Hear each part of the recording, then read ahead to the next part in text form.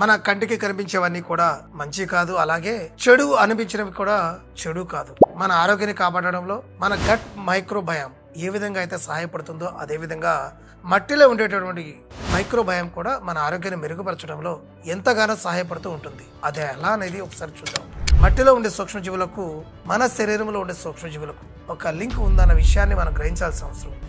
అసలు ఆ లింక్ ఏమిటనేది చూసినట్లయితే ఒకప్పటి జనరేషన్ వాళ్ళు మట్టితో మమేకం అయిపోతూ 100 ఏళ్ళు ఆరోగ్యంగా బతికేవాళ్ళు. ఆ రోజుల్లో మట్టికి మనిషికి అటువంటి రిలేషన్ ఉండేది. కానీ ఈ జనరేషన్ వారు మాత్రం మట్టిని ఒక డర్టీ ఐటెమ్ గా చూస్తూ ఉన్నారు. మరి మట్టి ప్రపంచంలో అన్నిటికంటే కాంప్లెక్స్ మైక్రోబయామ్. మట్టిలో ఉండేటటువంటి సూక్ష్మజీవుల సమూహం ఒక ప్రక్క తమను తాము రక్షించుకుంటూనే మరో ప్రక్కన మొక్కలకు కూడా వాటిని రక్షిస్తూ సంరక్షిస్తూ కాపాడుతూ ఉంటుంది. మరి మన శరీరంలో ఉండేటువంటి గట్ బ్యాక్టీరియాకి మట్టిలో ఉండేటువంటి బ్యాక్టీరియాకి మధ్య చాలా విలువైన సంబంధాలే ఉన్నాయి. ప్రకృతి మనకు ఇచ్చినటువంటి వాటిలో చెడ్డదంటూ ఏదీ లేదు కాబట్టి మట్టి కూడా మనకు అనేక విధాలుగా మేలు చేస్తూ ఉంటుంది.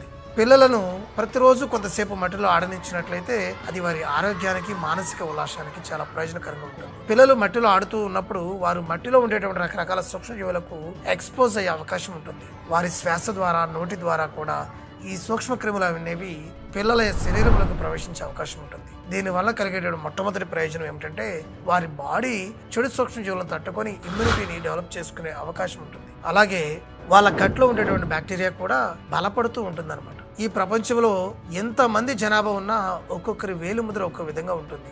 అలాగే ఈ గట్ మైక్రోబయం కూడా ఒక్కో మనిషిలో ఒక్కో విధంగా ఉంటూ ఉంటుంది.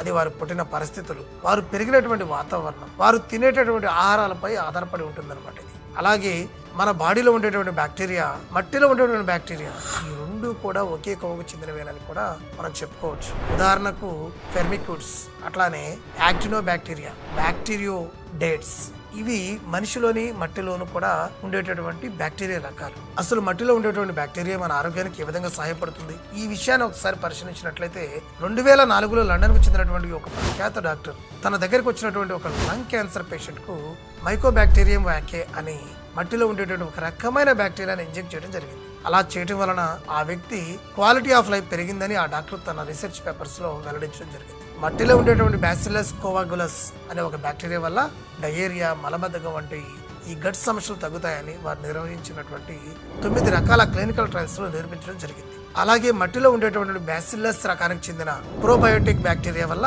ఈ గట్ మైక్రోబయం ఆరోగ్యంగా ఉండడమే కాకుండా లీకీ గట్, అట్లానే ఇన్ఫ్లమేషన్ వంటి సమస్యలను కూడా తగ్గించే అవకాశం ఉందని తన పరిశోధనలో చెప్పడం జరిగింది. చివరగా నేను చెప్పొచ్చేది ఒకటే, మనం మట్టిలో నడవడం వల్ల కానీ అట్లానే మట్టితో కాసేపు ఆడుకోవటం వల్ల కానీ మన గట్ బ్యాక్టీరియా వైవిధ్యం పెరిగే అవకాశం అయితే ఉంటుంది. దీన్ని బట్టే మన గట్ ఆరోగ్యం ఆధారపడి ఉంటుందని మనం చెప్పుకోవచ్చు. మట్టిని బెస్ట్ ప్రోబయోటిక్ సప్లిమెంట్ అని చెప్పవచ్చు. ఈ విషయాన్ని దృష్టిలో ఉంచుకొని మట్టికి తగినంత ప్రాధాన్యత ఇస్తూ ఉండాలి. రోజుకు కనీసం 1/2 గంట సేపు మట్టి మీద నడిచే ప్రయత్నం చేస్తూ ఉండాలి. మన ఆరోగ్యానికి ఏది మంచిది ఏది చెడ్డది అన్న విషయంపై పూర్తి అవగాహన కలిగి ఉందాం. మన ఆరోగ్యాన్ని కాపాడుకుందాం. Thank you.